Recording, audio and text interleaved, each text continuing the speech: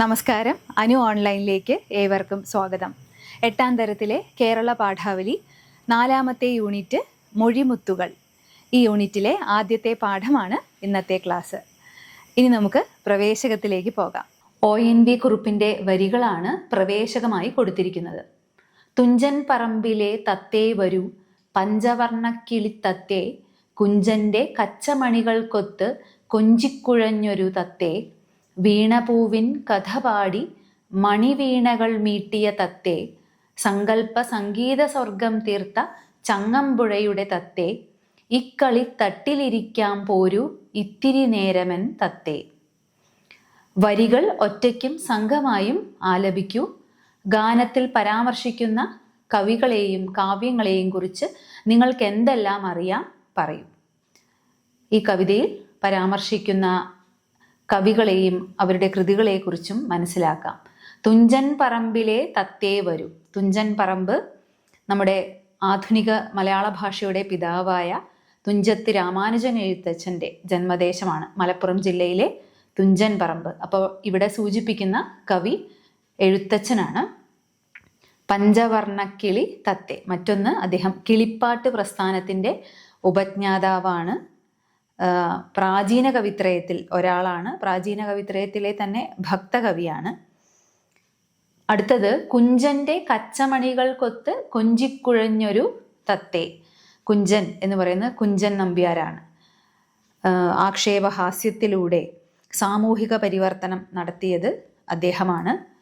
തുള്ളൽ പ്രസ്ഥാനത്തിൻ്റെ ഉപജ്ഞാതാവാണ് അദ്ദേഹം. അപ്പോൾ ഇവിടെ കുഞ്ചൻ നമ്പ്യാരെ കുറിച്ചാണ് പറയുന്നത്. ഇദ്ദേഹവും പ്രാചീന കവിത്രയത്തിൽ ഒരാളാണ്. വീണപൂവിൻ കഥ പാടി മണിവീണകൾ മീട്ടിയ തത്തേ. വീണപൂവ് എഴുതിയത് കുമാരനാശാനാണ്. ആധുനിക കവിത്രയത്തിൽ ഒരാളാണ് കുമാരനാശാൻ. ആശയഗംഭീരൻ എന്നും സ്നേഹഗായകൻ എന്നുമൊക്കെ അദ്ദേഹം അറിയപ്പെടുന്നു. ഇനി വീണപൂവ് എന്ന കവിതയ്ക്കൊരു പ്രത്യേകത കൂടിയുണ്ട്. മലയാള കാവ്യാന്തരീക്ഷത്തിൽ തികച്ചും നൂതനമായൊരു അനുഭവമായിരുന്നു വീണപൂവ് എന്ന കവിത. മലയാള സാഹിത്യത്തിൽ കാൽപ്പനിക പ്രസ്ഥാനത്തിന് തുടക്കം കുറിച്ചത് വീണപൂവ് എന്ന കവിതയിലൂടെയാണ് എന്നാണ് പറയപ്പെടുന്നത്. അടുത്തത് സങ്കല്പ സംഗീത സ്വർഗം തീർത്ത ചങ്ങമ്പുഴയുടെ തത്തേ. അടുത്തത് ചങ്ങമ്പുഴയെക്കുറിച്ചാണ് പറയുന്നത്. അദ്ദേഹത്തിൻ്റെ ഒരു കൃതിയുടെ പേരാണ് സങ്കല്പകാന്തി. അതും ഇവിടെ ഉദ്ദേശിച്ചിട്ടുണ്ടാവണം. അദ്ദേഹത്തിൻ്റെ കൃതികളുടെ പ്രത്യേകത കുറ്റബോധത്തിൻ്റെയും ഏറ്റുപറച്ചിലിൻ്റെയും അലകടലാകുലതയുടെയും മഹാകവിതകളാണ് അദ്ദേഹം എഴുതിയതൊക്കെ തന്നെ. അദ്ദേഹത്തിൻ്റെ കാവ്യത്തിൻ്റെ പ്രത്യേകത, അതായത് വൈകാരികത എന്നത് ഒരു ദുർബലതയായി അദ്ദേഹത്തിൻ്റെ കവിതയിൽ എവിടെയും കാണാൻ സാധിക്കില്ല. ഇനി ആരെങ്കിലും അങ്ങനെ കരുതുന്നുണ്ടെങ്കിൽ തന്നെ ഇങ്ങനെയല്ലാതെ ചങ്ങമ്പുഴയ്ക്ക് എഴുതാനാകുമായിരുന്നില്ല എന്നും പറയപ്പെടുന്നു. ചങ്ങമ്പുഴ നക്ഷത്രങ്ങളുടെ സ്നേഹഭാജനം എന്നും വിശേഷിപ്പിക്കപ്പെടുന്നുണ്ട്. അപ്പോൾ ഈ എഴുത്തുകാരെക്കുറിച്ചും അവരുടെ കൃതികളെക്കുറിച്ചൊക്കെയാണ് ONV ഈ വരികളിലൂടെ പരാമർശിക്കുന്നത്. ഇക്കളി തട്ടിലിരിക്കാൻ പോരൂ ഇത്തിരി നേരമൻ തത്തേ. തത്തേ എന്നത് മലയാള ഭാഷ തന്നെ ആവണം. ഇത്രയും മനോഹരമായ തത്ത അല്ലെങ്കിൽ നമ്മുടെ മലയാള ഭാഷ പ്രാചീനം മുതൽ അത്യാധുനിക കാലം വരെയുള്ള എല്ലാ കവികളുടെയും വരികളിലൂടെ അല്ലെങ്കിൽ അവരുടെ എഴുത്തിലൂടെ കാണപ്പെടുന്നു എന്നൊരു സൂചനയാണ് ഈ വരികളിൽ നമുക്ക് കാണാൻ സാധിക്കുന്നത്. ഇനി നമുക്ക് പാഠഭാഗത്തിലേക്ക് വരാം. അതിനു മുമ്പായി കൊടുത്തിരിക്കുന്ന അനുബന്ധ വാക്യം കൂടി പരിശോധിക്കാം. മണ്ണിൽ കനവ് വിരിഞ്ഞിടാൻ മഴവില്ലഴക് പൊഴിഞ്ഞിടാൻ വാക്കിൻ പൊരുളെ നീ പോരൂ. മനസ്സിലുണ്ടാകുന്ന സ്വപ്നങ്ങൾ, ചിന്തകൾ, ഭാവനകൾ എന്നിവ ഭംഗിയായി അവതരിപ്പിക്കാൻ വാക്കുകൾ അല്ലെങ്കിൽ ഭാഷ വേണം. അവയ്ക്ക് വിവിധ അർത്ഥതലങ്ങൾ ഉണ്ടാകാം. മൊഴിയഴക് എന്ന ആ തലക്കെട്ട് ശ്രദ്ധിക്കുക. വാക്കുകളുടെ ഭംഗിയെക്കുറിച്ചാണ് പറയുന്നത്. ഉചിതമായ പദങ്ങൾ പ്രയോഗിക്കുമ്പോൾ ഉണ്ടാകുന്ന ഭംഗി, പാടാനും പറയാനും കേൾക്കാനുമുള്ള ഭംഗി. അപ്പോൾ ഇതാണ് ഈ വരികളുടെ ആശയമായിട്ട് പറയുന്നത്. മണ്ണിൽ കനവ് വിരിയിക്കാനും അതിന് മഴവില്ല അഴകുണ്ടാകാനും വാക്കുകൾ സാഹിത്യത്തിലൂടെ വരികളിലൂടെയൊക്കെ സാധിക്കും. ഭാഷ അതിന് നമ്മെ സഹായിക്കും എന്നൊരാശയമാണ് കവിതയിൽ പറയുന്നത്. വരികളിൽ സൂചിപ്പിക്കുന്നത്. ഇനി നമുക്ക് പാഠഭാഗത്തിലേക്ക് വരുമ്പോൾ മനസ്സിലാക്കുന്നത് 4 കവിതകളാണ് പാഠഭാഗത്തിൽ കൊടുത്തിരിക്കുന്നത്. മലയാളത്തിന് സമ്പന്നമായ ഒരു കവിതാ സാഹിത്യ ചരിത്രമുണ്ട്, അല്ലെങ്കിൽ പദ്യ സാഹിത്യ ചരിത്രമുണ്ട്. അതിലെ ശ്രദ്ധേയമായ ചില കാവ്യഭാഗങ്ങൾ പരിചയപ്പെടുത്തുന്ന ഒരു പാഠമാണിത്. പ്രാചീന കവിത്രയത്തിൽ ഒരാളായ ചെറുശ്ശേരിയുടെ കൃഷ്ണഗാഥ, അക്കിത്തത്തിൻ്റെ 20-ാം നൂറ്റാണ്ടിൻ്റെ ഇതിഹാസം, ജി ശങ്കരക്കുറുപ്പിൻ്റെ നിമിഷം, ആർ രാമചന്ദ്രൻ്റെ ശ്യാമസുന്ദരി എന്ന കൃതികളിൽ നിന്നെടുത്തിട്ടുള്ള വരികളാണ് ഈ പാഠഭാഗത്തിൽ ഉള്ളത്. നമുക്ക് 4 കവികളെയും പരിചയപ്പെടാം. ആദ്യം ചെറുശ്ശേരി നമ്പൂതിരി. 15-ാം നൂറ്റാണ്ടിലാണ് അദ്ദേഹത്തിൻ്റെ ജീവിതകാലം എന്ന് കരുതപ്പെടുന്നു. പ്രാചീന കവിത്രയത്തിൽ ഒരാളാണ് ചെറുശ്ശേരി. അദ്ദേഹം ഗാഥാ പ്രസ്ഥാനത്തിൻ്റെ ഉപജ്ഞാതാവ്. അദ്ദേഹം എഴുതിയ കൃതി കൃഷ്ണഗാഥ. ലഘുവായ ഒറ്റ കവിത കൊണ്ട് അലഘുവായ കീർത്തി സമ്പാദിച്ച കവി എന്നാണ് ചെറുശ്ശേരി അറിയപ്പെടുന്നത്. അപ്പോൾ കൃഷ്ണഗാഥ അദ്ദേഹത്തിൻ്റെ അറിയപ്പെടുന്ന കൃതിയാണ്. അടുത്തത് അക്കിത്തം അച്യുതൻ നമ്പൂതിരി. 20-ാം നൂറ്റാണ്ടിൻ്റെ ഇതിഹാസം എന്ന കവിതയിൽ നിന്നുള്ള കുറച്ച് ഭാഗമാണ് കൊടുത്തിരിക്കുന്നത്. ഇനി നമുക്ക് കവിയെ പരിചയപ്പെടാം. പാലക്കാട് ജില്ലയിലാണ് ജനനം. പത്രപ്രവർത്തകൻ, പ്രസാധകൻ എന്നീ നിലകളിലും അദ്ദേഹം സേവനം അനുഷ്ഠിച്ചിട്ടുണ്ട്. പ്രധാന കൃതികൾ 20-ാം നൂറ്റാണ്ടിൻ്റെ ഇതിഹാസം, വെണ്ണക്കല്ലിൻ്റെ കഥ, ബലിദർശനം. ഈ കൃതിക്ക് കേരള സാഹിത്യ അക്കാദമി അവാർഡ് ലഭിച്ചിട്ടുണ്ട്. പണ്ടത്തെ മേൽശാന്തി കവിതയാണ്. മനസ്സാക്ഷിയുടെ പൂക്കൾ, നിമിഷക്ഷേത്രം, ഒരു കുല മുന്തിരിങ്ങ കുട്ടിക്കവിതകൾ, ഭാഗവതം വിവർത്തനമാണ്, 3 വാല്യങ്ങളുണ്ട്. ഇടിഞ്ഞുപൊളിഞ്ഞ ലോകം, ഉപന്യാസങ്ങൾ, ഉപനയനം, സമാവർത്തനം. ഇനി അദ്ദേഹത്തിന് ലഭിച്ച പുരസ്കാരങ്ങൾ: കേന്ദ്ര സാഹിത്യ അക്കാദമി അവാർഡ്, ഓടക്കുഴൽ അവാർഡ്, സഞ്ജയൻ പുരസ്കാരം, പത്മപ്രഭ പുരസ്കാരം, എഴുത്തച്ഛൻ പുരസ്കാരം, വയലാർ അവാർഡ്, പത്മശ്രീ, ജ്ഞാനപീഠ പുരസ്കാരം. അടുത്തത് ജി ശങ്കരക്കുറുപ്പ്. കവി, ഉപന്യാസകാരൻ, അധ്യാപകൻ എന്നീ നിലകളിലെല്ലാം അദ്ദേഹം പ്രശസ്തനാണ്. ജ്ഞാനപീഠ പുരസ്കാരം നേടുന്ന ആദ്യത്തെ എഴുത്തുകാരനാണ് ജി ശങ്കരക്കുറുപ്പ്. എറണാകുളം ജില്ലയിലാണ് അദ്ദേഹത്തിൻ്റെ ജനനം. പ്രധാന കൃതികൾ പെരുന്തച്ചൻ, സൂര്യകാന്തി, നിമിഷം, ഓടക്കുഴൽ, പതികന്റെ പാട്ട്, വിശ്വദർശനം, 3 അരുവിയും ഒരു പുഴയും, ജീവന സംഗീതം, സാഹിത്യ കൗതുകം, കാറ്റേവ കടലേവ ബാലസാഹിത്യമാണ്, ഇളം ചുണ്ടുകൾ, ഓലപ്പീപ്പി, ചന്ദനക്കട്ടിൽ ഇവയെല്ലാം കുട്ടികൾക്ക് വേണ്ടി എഴുതപ്പെട്ട കൃതികളാണ്. പാഥേയം, ഉപന്യാസങ്ങൾ, ഗദ്യോപഹാരം, മുത്തും ചിപ്പിയും. ആത്മകഥയുടെ പേരാണ് ഓർമ്മയുടെ ഓളങ്ങളിൽ. ഇനി അദ്ദേഹത്തിന് ലഭിച്ച പുരസ്കാരങ്ങൾ: കേന്ദ്ര സാഹിത്യ അക്കാദമി അവാർഡുകൾ, പത്മഭൂഷൺ, ജ്ഞാനപീഠ പുരസ്കാരം. ഓടക്കുഴൽ എന്ന കൃതിക്കാണ് അദ്ദേഹത്തിന് ജ്ഞാനപീഠ പുരസ്കാരം ലഭിക്കുന്നത്. അടുത്ത കവി ആർ രാമചന്ദ്രൻ. തൃശ്ശൂർ ജില്ലയിലാണ് ജനനം. കവിതകൾ മുരളി, സന്ധ്യാനികുഞ്ചങ്ങൾ, ശ്യാമസുന്ദരി, പിന്നെ, എന്തിനീ യാത്രകൾ. കവിത കേരള സാഹിത്യ അക്കാദമി അവാർഡ് ഈ കൃതിക്ക് ലഭിച്ചിട്ടുണ്ട്. ആർ രാമചന്ദ്രൻ്റെ കവിതകൾ ഈ കൃതിക്ക് കേന്ദ്ര സാഹിത്യ അക്കാദമി അവാർഡ് ലഭിക്കുകയുണ്ടായി. ഇനി നമുക്ക് കവിതയുടെ ആശയം മനസ്സിലാക്കാം. ബാലലീല ചെറുശ്ശേരിയുടെ കൃഷ്ണഗാഥയിൽ നിന്ന് എടുത്തിട്ടുള്ളതാണ് വരികൾ. പ്രാചീന കവിത്രയത്തിൽപ്പെട്ട ചെറുശ്ശേരിയുടെ കൃഷ്ണഗാഥയിലെ ബാലലീല എന്ന ഭാഗം കൃഷ്ണൻ്റെ ലീലകളാണ് വർണ്ണിക്കുന്നത്. വായിക്കാം. ഓമന പൈതൽ താൻ ഓരോരോ ലീലകൾ തൂമ കലർന്നങ്ങു കാട്ടിക്കാട്ടി, ആ നായ നാരിമാർ മാനസം തന്നെ അങ്ങാകുലമാക്കിനാൻ മെല്ലെ മെല്ലെ. അച്ഛനെ പോലെയുടുക്കുന്നേനെന്നിട്ടു നൽചേല കൊണ്ടങ്ങുടുക്കും നന്നായി, മാനിച്ചു നിന്നച്ഛൻ കുമ്പിട്ട നേരത്തങ്ങാന കളിക്കും മുതുകിലേറി. തേവാരിക്കേണമിന്നിച്ചയെനിക്കു നീ പൂവെല്ലാം കൊണ്ടെത്തായെന്നു ചൊല്ലും, അച്ഛനും താനുമായിച്ചയിലങ്ങനെ നിശ്ചലും നിന്നു പടകളിക്കും. ഓമന പൈതൽ, പൈതൽ കുഞ്ഞ്, ലീല കളി, തൂമ ഭംഗി. അപ്പം ഇവിടെ ശ്രീകൃഷ്ണൻ്റെ കുട്ടിക്കാലം ഓമന പൈതലാണ്. ആരെയും ആകർഷിക്കുന്ന തരത്തിലുള്ള കുഞ്ഞ് ഭംഗിയോടുകൂടി അച്ഛനോടൊപ്പം കളിക്കുകയാണ്. അവിടെയുള്ള ഗോപസ്ത്രീകളുടെ മനസ്സിൽ ആകുലമാക്കുന്ന തരത്തിൽ, അല്ലേ, അതായത് കാണുന്നവർക്കൊക്കെ അത്രയേറെ ഇഷ്ടം തോന്നുന്ന തരത്തിൽ അച്ഛനോടൊപ്പം കുഞ്ഞ് കളിക്കുകയാണ്. അച്ഛനെ പോലെ ഉടുക്കുക, അച്ഛൻ ഉടുത്തിരിക്കുന്ന പോലെ ഉടുക്കുക, ചേല എന്ന് വെച്ചാൽ വസ്ത്രം ഉടുക്കുക, അച്ഛനെ അനുകരിക്കുന്നതാണ് ഇവിടെ കുട്ടി. അച്ഛൻ കുമ്പിട്ട് നിന്നാൽ മുതിൽ കയറി ആന കളിക്കുന്നു. അതുപോലെ പൂജാതി കർമ്മങ്ങൾക്ക് വേണ്ടി പൂ കൊണ്ടുവരണമെന്ന് ആഗ്രഹിക്കുന്നു അല്ലെങ്കിൽ പറയുന്നു. അങ്ങനെ അച്ഛനോടൊത്ത് ഇഷ്ടത്തോടുകൂടി കളിക്കുന്ന ശ്രീകൃഷ്ണനെയാണ് കാവ്യഭാഗത്ത് കാണുന്നത്. പിതാവിനെ അനുകരിച്ചും പിതാവിൻ്റെ മുതുകിലേറി ആന കളിച്ചും ദേവാരാധനയ്ക്ക് പൂവ് കൊണ്ടുവരാൻ ആവശ്യപ്പെട്ടും അങ്ങനെ ശ്രീകൃഷ്ണൻ മതിയാവോളം കളിക്കുന്ന ഭാഗം കവിതയിൽ പറയുന്നുണ്ട്.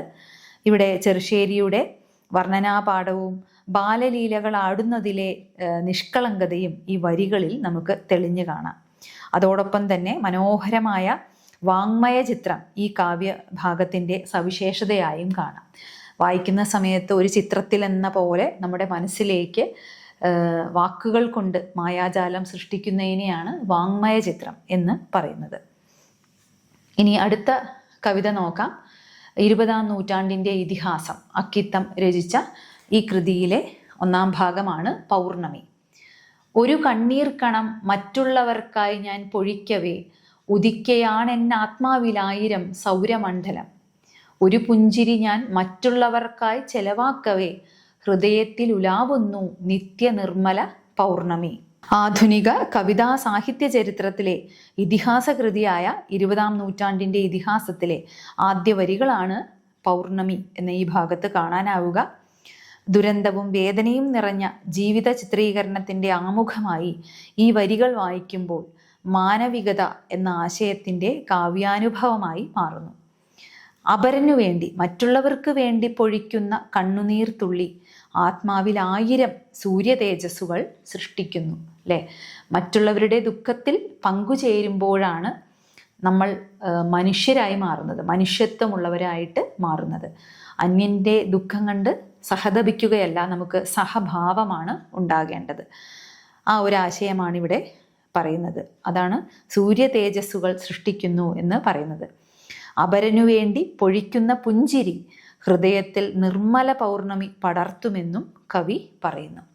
മറ്റുള്ളവർക്ക് വേണ്ടി പുഞ്ചിരി തൂകുക, അല്ലേ? ദേഷ്യം, വിദ്വേഷം, വെറുപ്പ് ഇതൊക്കെ മനസ്സിൽ വെച്ചുകൊണ്ട് നടക്കുമ്പോൾ അവനവൻ തന്നെയാണ് ദുഷിക്കുന്നത്.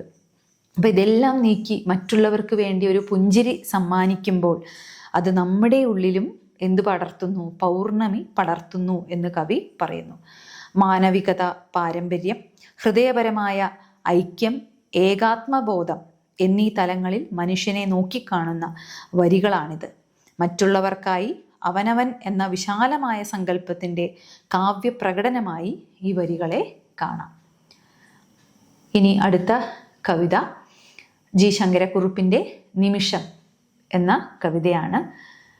ജീവിതത്തിൻ പഴംപൂക്കൾ കൊഴിഞ്ഞാൽ എന്തീ വിധമുള്ള ചിറകടിയാൽ 100,000,000 പരിണാമ നൂതന ഭംഗികൾ മൊട്ടിടുന്നു.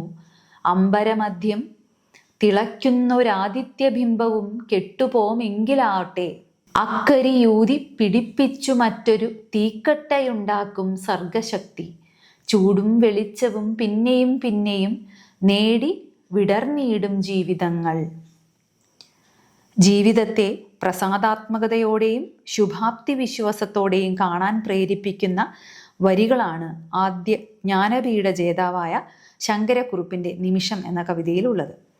കാലത്തിൻ്റെ ചിറകടിയിൽ ജീവിതത്തിൻ്റെ പഴമ്പൂക്കൾ ഒട്ടേറെ കൊഴിഞ്ഞു പോയാലും അതിൻ്റെ കരിയിൽ നിന്നും ഊതി ജ്വലിപ്പിച്ച് തീക്കനൽ സൃഷ്ടിക്കാൻ കഴിയുന്നതാണ് മനുഷ്യൻ്റെ ഉള്ളിലുള്ള സർഗശക്തി എന്ന് പറയുന്നത്. അല്ലേ, എന്തെല്ലാം മാറ്റങ്ങൾ ഉണ്ടായാലും അല്ലെങ്കിൽ കാലത്തിൻ്റെ പോക്കിനനുസരിച്ച് എന്തെല്ലാം കൊഴിഞ്ഞു വീണാലും ആ കൊഴിഞ്ഞതിൽ നിന്ന് ഊർജം ഉൾക്കൊണ്ട് വീണ്ടും ഉയരുക എന്നതാണ് പ്രധാനം എന്നാണ്. അതിന് നമ്മെ പ്രേരിപ്പിക്കുന്നത് എന്താണ്? മനുഷ്യനെന്നും ഉള്ള അവൻ്റെ ഉള്ളിലുള്ള സർഗശക്തിയാണ്. അല്ലേ, ചിന്തിക്കാനും ക്രിയാത്മകമായി പ്രവർത്തിക്കാനും വിമർശനാത്മകമായി ചിന്തിക്കാനും ആ രീതിയിൽ സൃഷ്ടികൾ നടത്താനും, അത് സാഹിത്യമായിക്കോട്ടെ, ചിത്രകലയായിക്കോട്ടെ, ശില്പഭംഗി ആയിക്കോട്ടെ, ഏതിലാണെങ്കിലും ആ സർഗശക്തി പ്രകടമാണ്. ഇതാണ് മനുഷ്യനെ മുന്നോട്ട് നയിക്കുന്നത്. വയലാർ രാമവർമ്മയുടെ അശ്വമേധം എന്ന കവിത കൂടി ഈ അവസരത്തിൽ ഓർക്കേണ്ടതാണ്. മനുഷ്യൻ്റെ സർഗശക്തിയെക്കുറിച്ച് അദ്ദേഹം അതിൽ വളരെ വ്യക്തമായി പറയുന്നുണ്ട്. ചൂടും വെളിച്ചവും പിന്നെയും പിന്നെയും നേടി വിടർന്നിടും ജീവിതങ്ങൾ എന്നാണ് പറയുന്നത്. പിന്നെയും ചൂടും വെളിച്ചവും നേടി ജീവിതം പടർന്നും തെളിമയാർന്നും തുടരുക തന്നെ ചെയ്യും എന്ന വിശ്വാസമാണ് ഇവിടെ തെളിയുന്നത്. അടുത്ത കവിത നോക്കാം. ആർ രാമചന്ദ്രൻ്റെ ശ്യാമസുന്ദരി എന്ന കൃതിയിൽ നിന്ന് എടുത്തിട്ടുള്ള വരികളാണ് പ്രലോഭനം. വയലുകൾക്കപ്പുറം വാഗപൂത്ത വഴിയിലൂടന്തി മറഞ്ഞുപോയി, ചിറകുകുടയുന്നു തെന്നലാറ്റിൻകരയിലെ വെള്ളിലത്തോപ്പിനുള്ളിൽ, ഇരുളിനെ കാത്തുകിടക്കുമാലിൻ കരിനിഴലറിയാതുറക്കമായി, കരളോർക്കുമേതോ പുരാണ ശോക കഥ പോലി ശ്യാമള ഭൂമി കാൺമു, ഒരു നറു കണ്ണാന്തളി മലർപോൽ വിരിയുമീ സാന്ധ്യ നിശബ്ദതയിൽ, പഥികർ കാണാതെ കടന്നുപോകും പെരുവഴി തിരിവിലെ വിഗ്രഹം പോൽ, മരുവുമെന്നാത്മാവു തന്നെയോരോ പുരുമോദമാർന്നു വിളിച്ചിടുന്നു. കാൽപ്പനികതയെ വിഷാദത്തിൻ്റെയും യോഗാത്മകതയുടെയും അനുഭവത്തിലേക്ക് എത്തിച്ച കവി ആർ രാമചന്ദ്രൻ്റെ വരികളാണ് പ്രലോഭനം. മോഹനമായ ഒരു സന്ധ്യാകാലത്തിൻ്റെ വർണ്ണന യോഗാത്മകമായ സൗന്ദര്യാനുഭൂതിയായി ഇവിടെ മാറുന്നത് കാണാം. വാഗപൂത്ത വഴിയിലൂടെ മാഞ്ഞു പോകുന്ന സന്ധ്യാനേരത്ത് ആറ്റിൻ തീരത്തെ വെള്ളിലത്തോപ്പിൽ ഇളങ്കാറ്റ് ചിറകുകുടയുന്നു. ഇരുളിനെ കാത്തു നിൽക്കുന്ന ആൽവൃക്ഷത്തിൻ്റെ നിഴൽ പോലും ഉറക്കമായി. ഏതോ പുരാണ ശോകകഥ പോലെ കറുത്ത ഭൂമി മാറിയിരിക്കുന്നു. പുതുരൂപങ്ങളും പഴയ കൽപ്പനകളും അനായാസമായി ഇഴചേരുന്ന കാവ്യരീതിയാണ് ഇവിടെ നമുക്ക് കാണാൻ കഴിയുക. ആർ രാമചന്ദ്രൻ്റെ കാവ്യരചനയുടെ പ്രത്യേകത ഇതാണെന്നാണ് മനസ്സിലാക്കേണ്ടത്. ഒരു കണ്ണാന്തളി പൂവ് പോലെ വിരിയുന്ന സാന്ധ്യ നിശബ്ദതയിൽ വഴിയാത്രക്കാരും കാണാതെ പോകുന്ന പെരുവഴിയിലെ വിഗ്രഹം പോലെ ഏകാന്തമാകുന്ന ആത്മാവിനെ ആരോ വിളിക്കുന്ന മധുര നിഗൂഢ പ്രലോഭനത്തെക്കുറിച്ചാണ് ഇവിടെ കവി പറയുന്നത്. എത്ര മനോഹരമായിട്ടാണ് അദ്ദേഹം ആ ഏകാന്തമായിട്ടുള്ള ആത്മാവിനെ കുറിച്ച് പറയുന്നത്, അല്ലേ? ആ ഏകാന്തമായ ആത്മാവിനെ പ്രലോഭനത്തിലേക്ക് ആഴ്ത്തുന്ന നിഗൂഢമായ മധുര നിഗൂഢമായ പ്രലോഭനം എന്നാണ് പറയുന്നത്. വ്യത്യസ്തമായ കവിതകളാണ് നമ്മളിപ്പോൾ പരിചയപ്പെട്ടത്. ഈ 4 കവിതകളിലും ഒരേപോലെ കാവ്യത്തിൻ്റെ മനോഹാരിത അല്ലെങ്കിൽ കാവ്യരചനയുടെ തന്ത്രങ്ങളും മനോഹാരിതയും നമുക്ക് കാണാനാകും. ആദ്യത്തെ ഭാഗത്ത് ചെറുശ്ശേരിയുടെ കൃഷ്ണഗാഥയിൽ ആ ബാലലീല ആടുന്നതിൻ്റെ നിഷ്കളങ്കതയും അതോടൊപ്പം വാങ്മയ ചിത്രത്തിൻ്റെ പ്രത്യേകതയും കാണുകയാണെങ്കിൽ 20-ാം നൂറ്റാണ്ടിൻ്റെ ഇതിഹാസം എന്ന കൃതിയിലാകട്ടെ മാനവികതയ്ക്ക് പ്രാധാന്യം കൊടുത്തുകൊണ്ട് മൂല്യാധിഷ്ഠിതമായൊരു കവിത എന്ന് തന്നെ നമുക്ക് പറയാം. മറ്റൊന്ന് ഒടുങ്ങാത്ത സർഗശക്തിയെക്കുറിച്ചാണ്, അല്ലേ? തീക്കനലിൽ നിന്ന് പോലും അല്ലെങ്കിൽ കരിന്തിരിയിൽ നിന്ന് പോലും ആ കരിയിൽ നിന്ന് പോലും ഊതി ഊതി ആളിക്കത്തിക്കാവുന്ന തരത്തിലുള്ള സർഗശക്തിയെക്കുറിച്ച് മനോഹരമായി പറയുന്നു ജി ശങ്കരക്കുറുപ്പ്. മറ്റൊന്ന് ആർ രാമചന്ദ്രൻ്റെ ശ്യാമസുന്ദരി എന്ന കവിതയിൽ നിന്നുള്ള ഭാഗം ഏകാന്തമായി പോകുന്ന ആത്മാവിനെ പ്രലോഭിപ്പിക്കുന്ന മധുരമായ പ്രലോഭനത്തെക്കുറിച്ച് കവി സൂചിപ്പിക്കുന്നു. പദ്യഭാഗങ്ങളുടെ ആശയം ഏവരും മനസ്സിലാക്കി കാണുമെന്ന് കരുതുന്നു. അടുത്ത ക്ലാസ്സിൽ പാഠഭാഗവുമായി ബന്ധപ്പെട്ട പ്രവർത്തനങ്ങളാണ്. ഇന്നത്തെ ക്ലാസ് ഇവിടെ അവസാനിപ്പിക്കുകയാണ്. നന്ദി, നമസ്കാരം.